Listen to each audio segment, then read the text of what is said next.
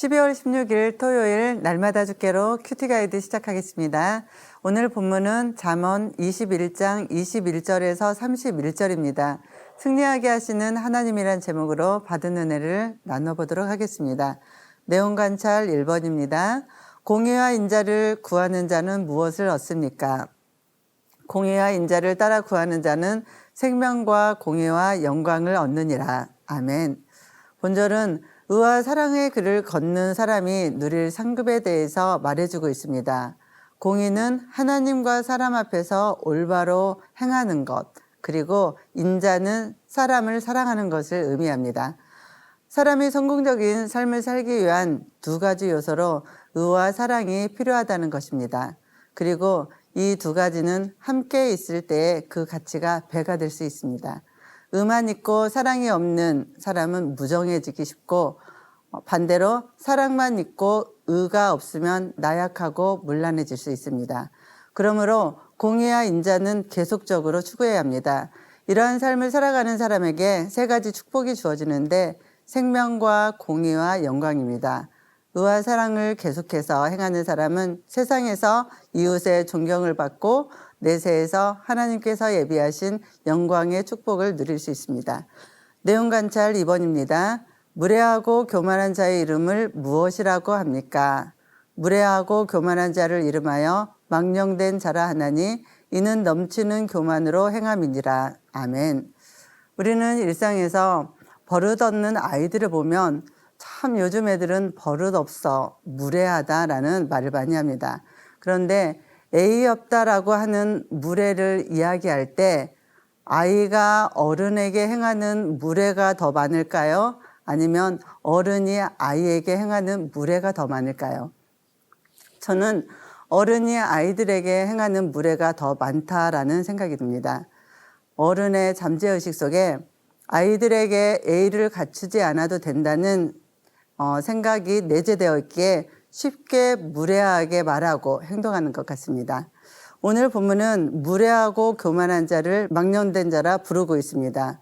인간은 하나님의 지으심을 받은 피조물입니다. 그러므로 인간이 마땅히 창조자 하나님을 경외하고 그 앞에서 겸손히 행해야 합니다. 그런데 무례하고 교만한 사람들은 수단과 방법을 가리지 않습니다.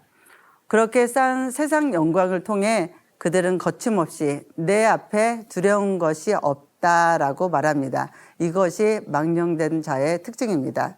내용 관찰 3번입니다. 거짓 증인은 어떻게 합니까? 거짓 증인은 팽망하려니와 확실히 들은 사람의 말은 힘이 있느니라. 우리가 인생을 살다 보면 진실을 숨기고 싶은 유혹을 받을 때가 있습니다. 그리고 진실을 포기하도록 유혹을 받을 수도 있습니다. 이럴 때 사람들은 자기 방어와 이익을 위해서 거짓 증언을 하게 됩니다. 처음에는 어쩔 수 없이 거짓말을 하지만 나중에는 그 거짓말을 합리화하기 위해서 고의로 거짓말을 하게 되죠. 재판을 할 때 보면 간혹 재판에 이기기 위해서 일부러 거짓 증언을 하는 일도 일어나는데 이러한 악인이 하는 거짓 증언이 때때로 재판에서 이길 수도 있습니다. 그러나 진실한 증언은 담대하며 누구에게도 흔들리지 않습니다. 반대편에서 여러 가지 견해나 증언을 제시해도 초지일관으로 자기 말을 바꾸거나 포기하지 않습니다. 우리가 믿는 하나님은 공의로우신 분입니다.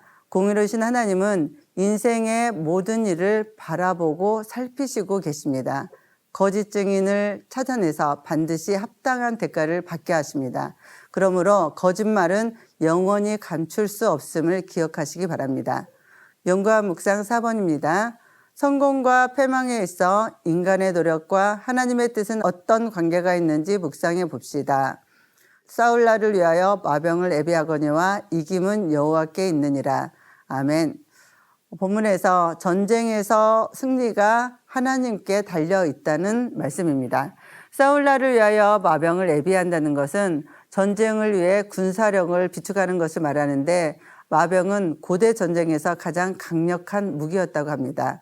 그런데 본문 하반절을 보면 전쟁에서 이김은 여호와께 있다고 말합니다. 전쟁에서 이김은 여호와께 있다. 이는 우리에게 두 가지 중요한 사실을 말해주는데, 아무리 막강한 군사력을 갖추었다 할지라도 하나님께서 함께 하시지 않으면 결코 승리할 수 없다는 것과, 반대로 군사력이 조금 미비할지라도 하나님께서 함께 하시면 반드시 승리할 수 있다는 것입니다. 삶의 적용 5번입니다. 하나님의 영광을 위하여 내가 준비되어야 할 것은 무엇인지 생각해보고 실천합시다. 벼룩은 자기의 몸 크기의 200배를 뛴다고 합니다. 사람이 자기 키만큼 뛰는 것도 쉽지 않은 것을 생각해보면 굉장히 놀라운 일입니다. 그런데도 우리는 뛰어봤자 벼룩이다 라는 말을 합니다.